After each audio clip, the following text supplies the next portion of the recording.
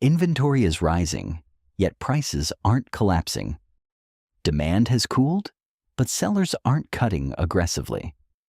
That appears to contradict the basic rule most people remember from economics class. If supply increases and demand declines, prices should fall quickly. The explanation is structural. Supply and demand is often treated as an automatic formula. More supply means lower prices. More demand means higher prices. In liquid markets, that relationship can appear immediate. In housing, the same forces operate, but the transmission mechanism is slower and layered. Textbook supply and demand models assume continuous transactions, transparent information, and rapid price clearing. If demand drops, sellers lower prices until equilibrium is restored. If supply rises, competition forces repricing. Housing does not operate under those assumptions. Homes do not trade continuously. Each property is unique. Transactions require financing, inspections, legal documentation, and negotiation. Sellers are not obligated to transact at any given price. Because those structural conditions differ, the adjustment process differs. When demand weakens in housing, sellers do not instantly lower prices. Instead, activity slows. Listings remain active longer. Buyers hesitate. Volume contracts before visible price declines occur. Supply and demand still function, but through friction that dampen speed. Housing supply is not elastic in the short term. New construction requires land, permits, labor, materials, and capital. Development timelines extend across months or years. This limits how quickly supply can respond to changing conditions. Existing homeowners also influence effective supply. When pricing expectations are not met, some sellers withdraw rather than compete aggressively. Expired listings increase. Visible supply may shrink even as demand softens. This creates a feedback loop. Rising inventory does not automatically remain available at any price. Part of it disappears when pressure intensifies. The supply curve bends in response to expectations and financing conditions. That stickiness slows adjustment. Demand is equally layered.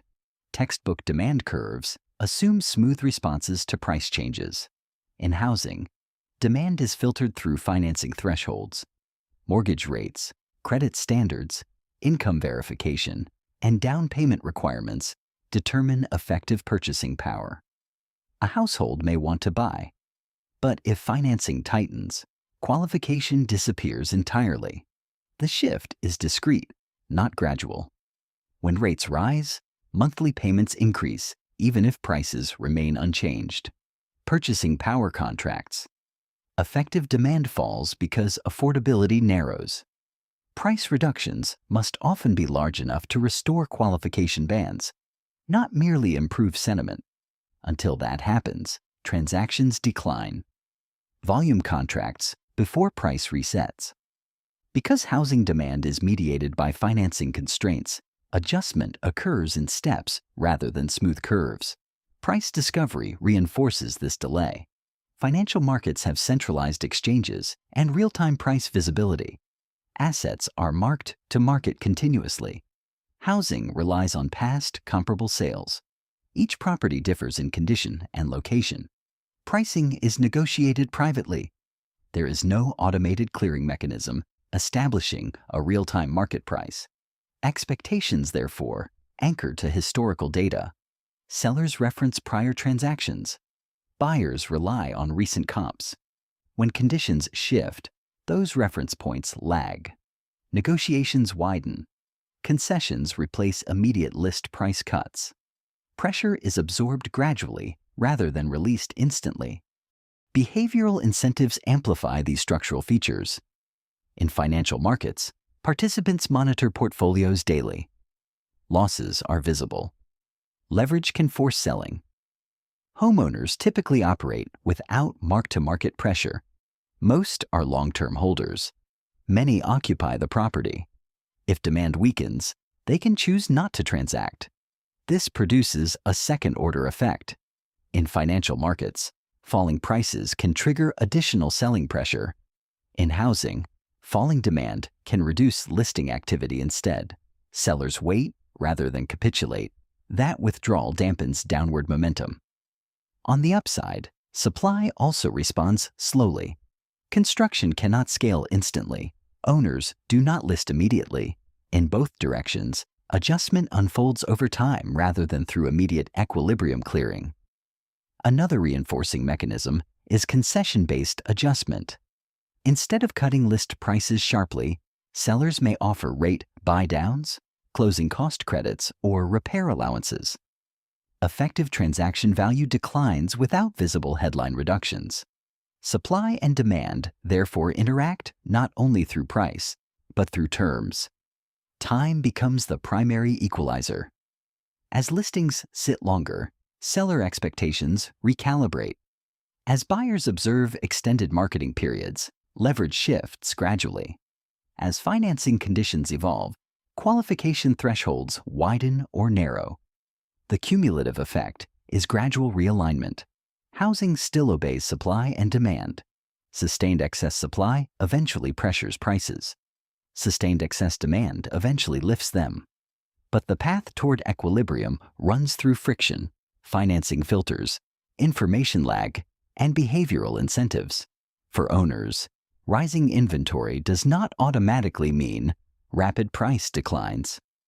Adjustment may appear first through longer selling timelines and negotiation intensity. For renters and buyers, cooling demand does not guarantee immediate affordability improvement. Financing constraints and seller behavior, slow transmission into price relief. For investors, capital structure matters more than short-term timing. Because adjustment is gradual, the ability to withstand extended periods of low transaction volume becomes critical. For the broader market, volume metrics often signal imbalance before price indices. Declining transactions, rising days on market, and increasing concessions may precede visible nominal price changes. This resolves the tension raised at the beginning.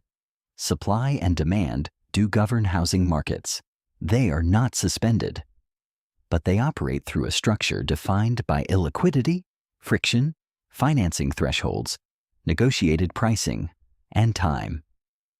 When inventory rises and prices do not collapse immediately, economic principles have not failed. The adjustment mechanism is simply gradual. Supply and demand set direction. Structure determines speed. Subscribe for market insights.